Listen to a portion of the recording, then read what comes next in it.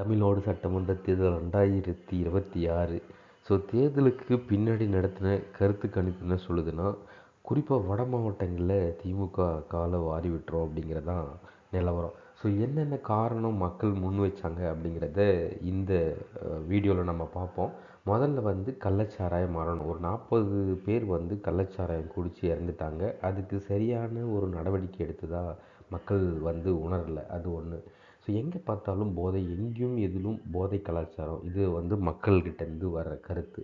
அதே நேரத்தில் இந்த போதை கலாச்சாரம் பெரிய ஆளுங்கள்கிட்ட மத்தியும் மட்டும் இல்லை, பள்ளி மாணவர்கள் வரை இந்த போதை கலாச்சாரம் பரவிருக்கிறது மக்களுக்கு இடையில் ஒரு அதிருப்தி இருக்குது. ஸோ அதுக்கு தேவையான தடுப்பு நடவடிக்கைகள் எதுவும் எடுத்ததாக மக்கள் உணரலை. ஸோ அடுத்தது அந்த கட்சிக்கு உள்ளவே, அதாவது திமுக கட்சிக்கு உள்ளவே இருக்கிற கூட்டணி கட்சி தலைவர்களுக்கு முரண்பாடு. அதாவது விசிக தலைவர் பேசும்போது பிரேமலதா அது ஒரு பொருட்டாவே கண்டுக்கல.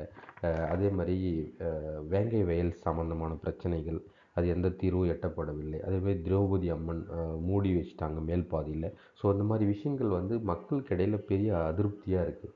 ஸோ அது அது போக கடைசியில் தேர்தல் நேரத்தில் ஒதுக்க வேண்டிய சீட்டுகள், அதாவது கூட்டணி கட்சிக்கு ஒதுக்க வேண்டிய சீட்டுகள் விசிக கட்சிக்காக இருக்கட்டும், இல்லை கம்யூனிஸ்ட் பார்ட்டிக்காக இருக்கட்டும், இல்லைன்னா மதிமுகவாக இருக்கட்டும், அவங்களோட ஏற்கனவே போன தேர்தலில் போட்டியிட்ட தொகுதிகளை விட குறைஞ்ச அளவு தான் ஒதுக்கியிருக்காங்க, குறைஞ்ச அளவு தான் போட்டியிட்டிருக்காங்க. ஆனால் புதுசாக சேர்ந்த தேமுதிகவுக்கு ரொம்பவே முக்கியத்துவம் கொடுத்து அவங்களுக்கு எக்ஸ்ட்ரா சீட்டும் கொடுத்துருக்காங்க. ஸோ இது மாதிரியான விஷயங்கள் அவங்கள இந்த முறை கொஞ்சமே சறுக்கல் அடைய செய்து இருக்கிறதா பார்க்கப்படுது.